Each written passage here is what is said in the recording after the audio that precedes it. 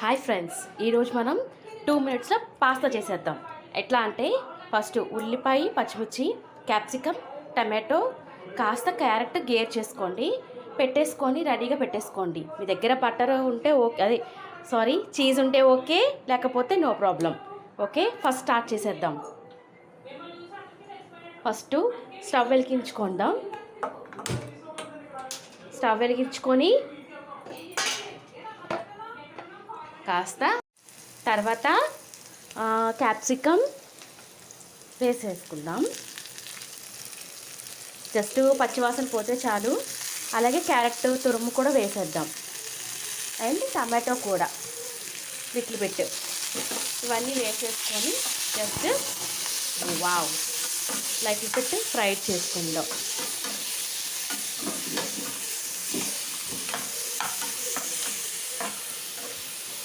Fried అవుతూ ఉంటాయి మనకి లోపు. ఇది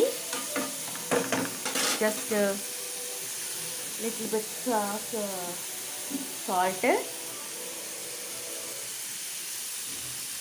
అండ్ కొద్దిగా కలర్ఫుల్గా ఉండడానికి మన ఇండియన్ ఫ్లేవర్ పసుపు. కలర్ఫుల్గా ఉండడానికి అండ్ మంచి అరోమేటిక్ పసుపు.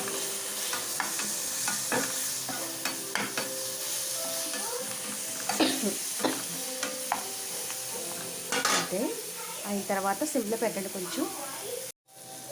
దీనిలో కొద్దిగా మ్యాజిక్ మసాలా కొంచెం ఉంటే చాలు, లిటిల్ బిట్ లైట్గా వేసుకోండి. వేసుకొని జస్ట్ కొంచెం వేగనివ్వండి. వేగితే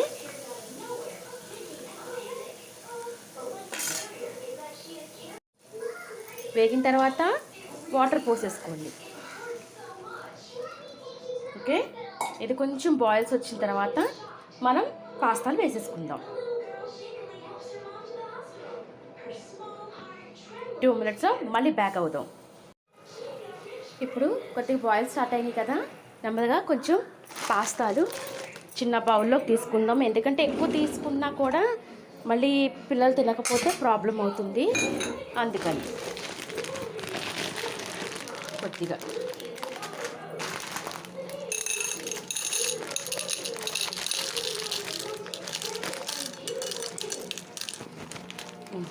సరిపోతాయి. ఈ పాస్తా కప్పులో తీసుకొని 1 కప్పు పాస్తా వేసేసుకుందాం.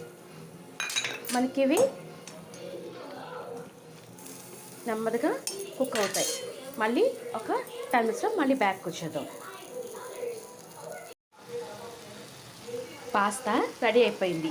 ఇప్పుడు మా అమ్మాయికి నేను కొద్దిగా చీజ్ తీసాను కదా ఇందాకడ, అది ఇందులో కొంచెం మెల్ట్ చేసేసానమాట. మళ్ళీ మా పాప తింటుందో లేదో డౌట్ నాకు, అందుకని పాస్తా ఇంటికి ఇలా 2 మినిట్స్ దగ్గరికి అయిపోయిన తర్వాత కట్టేసుకొని చక్కగా పిల్లలకి సర్వ్ చేసేయచ్చు. ఇంకోటి ఏంటంటే నేను ఈ వెజిటేబుల్స్ కూడా ఎందుకు వేసానంటే, నార్మల్గా మన పిల్లలు వెజిటేబుల్స్ అసలు తినరు. అందుకని కొద్దిగా నేను ఈ వెజిటేబుల్స్ అవి నేను చూసుకొని వేస్తూ ఉంటాను అనమాట. కొంచెం ఆ రసం అది దిగినా చాలు కదా మనకి.